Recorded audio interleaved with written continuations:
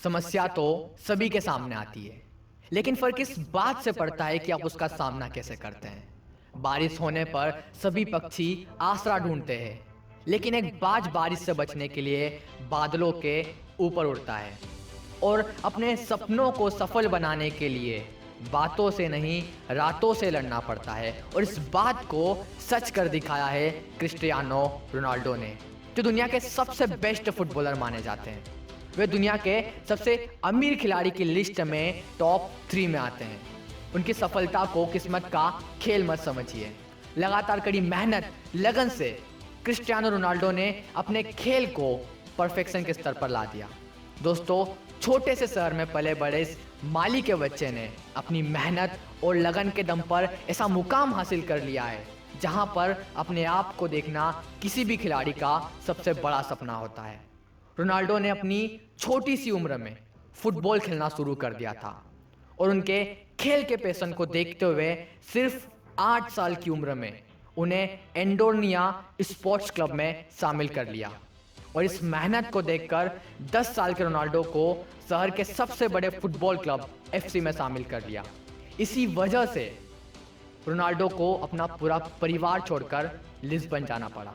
इस बात से वो बहुत दुखी थे, लेकिन उन्होंने अपने आप को संभाला और जी जान लगाकर प्रैक्टिस भी की और अपने जादुई खेल से सबको प्रभावित कर दिया।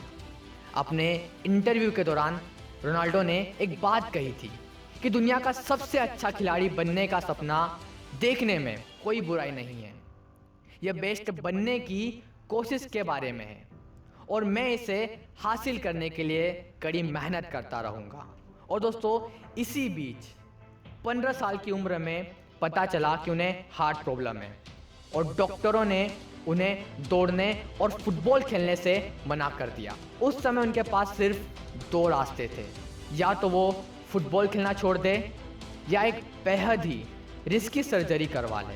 रोनाल्डो के लिए फुटबॉल छोड़ना इतना आसान नहीं था, इसीलिए उन्होंने सर्जरी का फैसला लिया और उनकी सर्जरी सक्सेसफुल भी रही। और कुछ दिनों के रेस्ट के बाद वो मैदान में फिर से लौट आए और फिर से नए जुनून और नए पैशन के साथ अपने खेल को अंजाम देने लगे। दोस्तों, मैदान में हारा हुआ इंसान फिर से उठ सकता है, लेकिन मन से हारा हुआ इंसान कभी नहीं जीत सकता।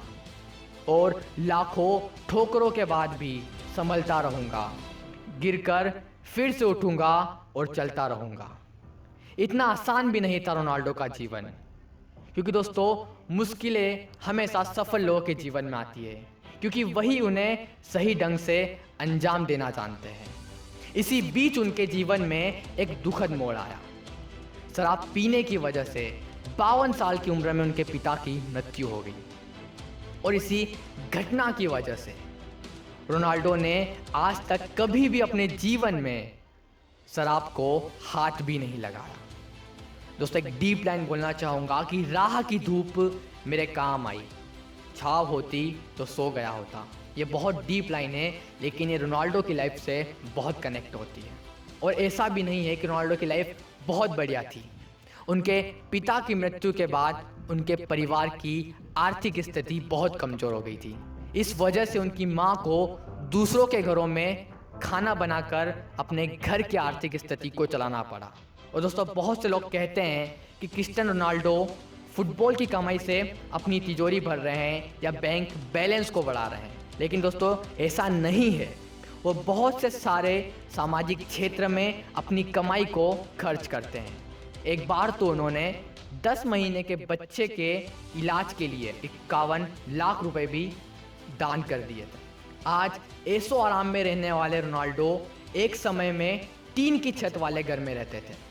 इतने सारे बुरे दिन देखने के बाद भी रोनाल्डो ने कभी हार नहीं मानी और आज फुटबॉल के सबसे बेहतरीन खिलाड़ी बनकर उभरे हैं।